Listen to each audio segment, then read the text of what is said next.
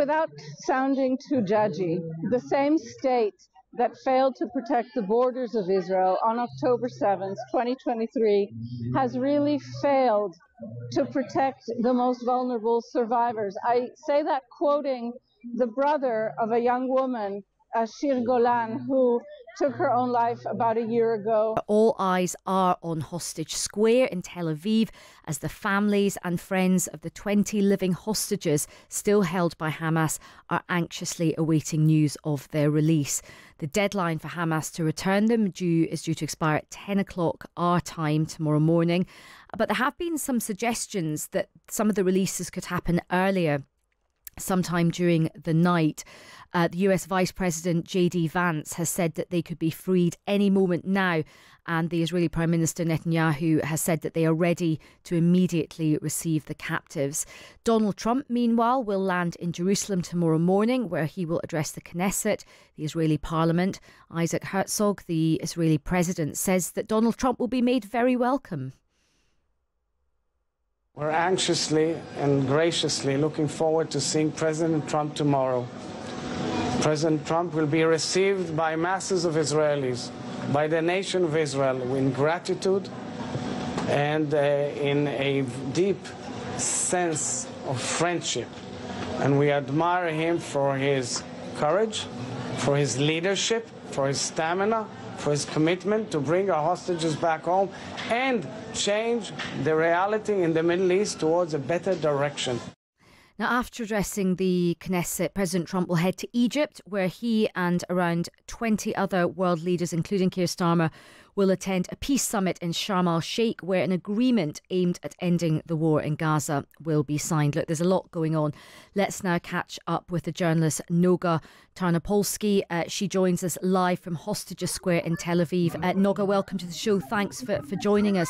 Tell me about what the atmosphere is like where you are now in Hostages Square.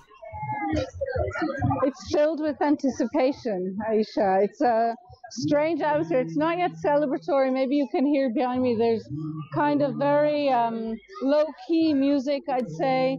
Members of the public are playing the piano that belongs to Alon Ohel, one of the hostages who's expected to be released, who's a classical pianist.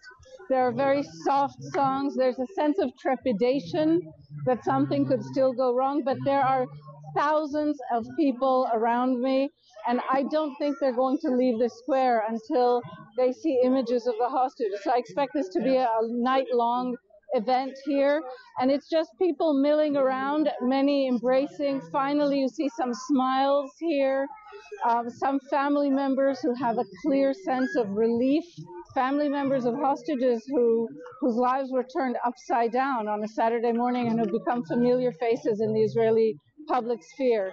So it's a strange festival, quiet festival. And Noga, what do you know about how the hostages will be released? What will happen? I presume they will first of all be reunited with their family. I presume they'll have to have a medical inspection as well. What do we know about the choreography? We know what has been determined in the Trump plan, and we know what the Israeli authorities are planning, but, you know, anything can happen. And in the past, as you may recall, when hostages have been released, Hamas has turned it into a real circus, parading these hostages on stages in front of like braying crowds, handing them like certificates of membership in the, you know, Hamas resistance. Al Jazeera cameras were granted, obviously, exclusive rights to this Qatari channel. So that happened. The other thing on the Israeli side in the past, that the Israeli government press office has allowed cameras to see these hostages really even the minute that they cross the border, without, obviously, before they can give permission. So what we know now is that all of this should be different. According to the Trump plan, Hamas must transfer them to Red Cross vehicles with no ceremony whatsoever and with no cameras present. I doubt that will happen, but those are the rules. We know from Hamas that the hostages are not going to all be released together in Gaza. They're going to be released in 3 or 4 groups from 3 or 4 different sites within the Gaza Strip. The Red Cross vehicles will receive them and will take them to Israeli army posts still within the territory of the Gaza Strip.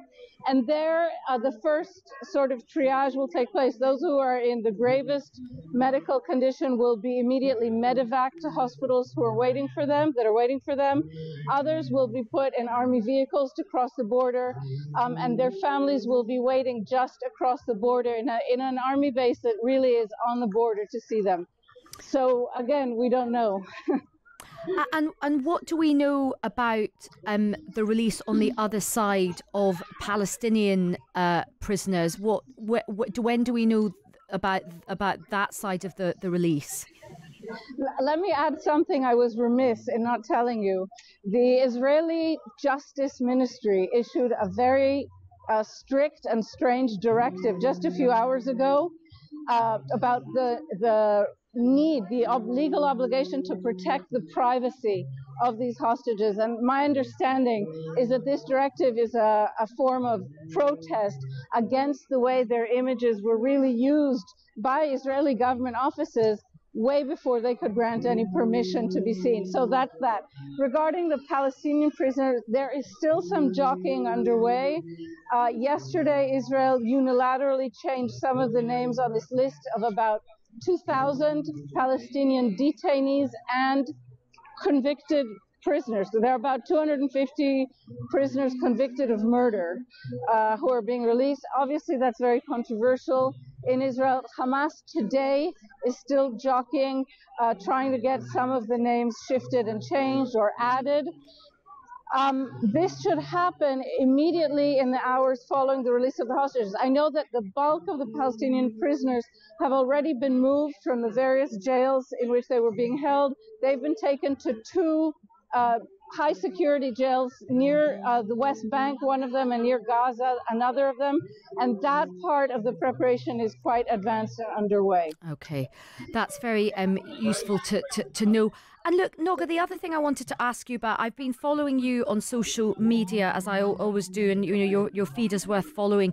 You have been detailing some very sad news, which I think shines a light on the long tail of the trauma of what happened on October the 7th.